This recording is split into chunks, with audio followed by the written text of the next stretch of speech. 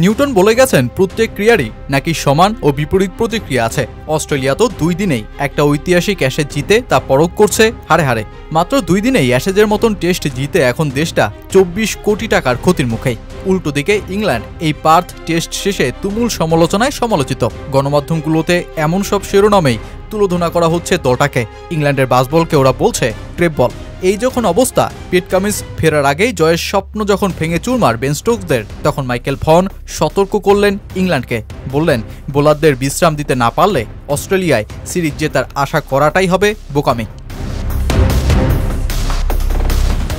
ইংল্যান্ডের জন্য এটা ছিল একটা অন্ধকার শনিবার। 8 উইকেটে পরাজয়, আসলে সেটা বড় কোনো সমস্যা নয়। ইংল্যান্ড দলকে এই কারণে পীড়া দেবে যে ভালো কিছু করার সুযোগ চোখের সামনেই ছিল।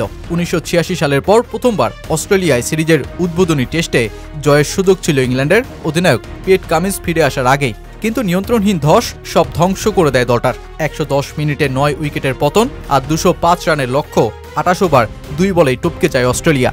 এই ম্যাচের পর খোদ অস্ট্রেলিয়ায় ইংল্যান্ডকে অভিনন্দন দিতে পারে, কেননা বাসবলের ইংল্যান্ডই বরং অস্ট্রেলিয়াকে বাসবল দল বানিয়ে দিল, যারা কিনা এই প্রক্রিয়াকেই ঘৃণা করে। তবে এটাই ইংল্যান্ডের প্রথম ধস নয়। ইতিহাস বলে 1994 সালে ত্রিনিদাদে ইংল্যান্ড এতটাই আধিপত্য বিস্তার করেছিল যে তারা শ্যাম্পেইন ও বিয়ার অর্ডার করে রেখেছিল অগ্রিম, আর তারপরই 46 রানে অল আউট হয়ে ধস নামায় ইংল্যান্ড। 2006-এ অ্যাডিলেডেও পুরো ম্যাচে এগিয়ে ড্র হাতের মুঠোয় রেখেও হঠাৎ ভেঙে পড়ে দলটা। 2009 সালে তো জামাইকাতে আকাশ ফুঁড়ে বজ্রপাতের মতনই ইংল্যান্ড 51 রানে গুটিয়ে গিয়ে ইনিংস ব্যবধানে হারে। ইংল্যান্ডের বোলিং আক্রমণ নিয়ে কোনো প্রশ্ন নেই, কিন্তু ব্যাটিং বিভাগ ওদের কৌশলী ওদের দুর্ভোগে ফেলছে। ব্যাটারদের 30-35 ওভার ব্যাটিং, বোলাররা নিজেদের বিশ্রামের সুযোগটাই পাচ্ছে না। বিশেষ করে অস্ট্রেলিয়ার মাটিতে পরিস্থিতি অনুযায়ী কৌশল না বদলে আগ্রাসী ব্যাটিং চালালে আর বোলারদের বিশ্রাম না দিলে ফলাফল যে মিলবে না তা স্পষ্ট করে দিলেন সাবেক ইংলিশ ক্রিকেটার মাইকেল ভন। প্রথম ইনিংসের ব্যাটিং নিয়ে আমরা অনেক দিন ধরেই বলছি বাসবল উইথ ব্রেইনস, কিন্তু সেই বুদ্ধিটা এখনো আসেনি। গতকাল বোলিং ছিল সেরা মানের, কিন্তু ব্যাটিং খুবই বাজে।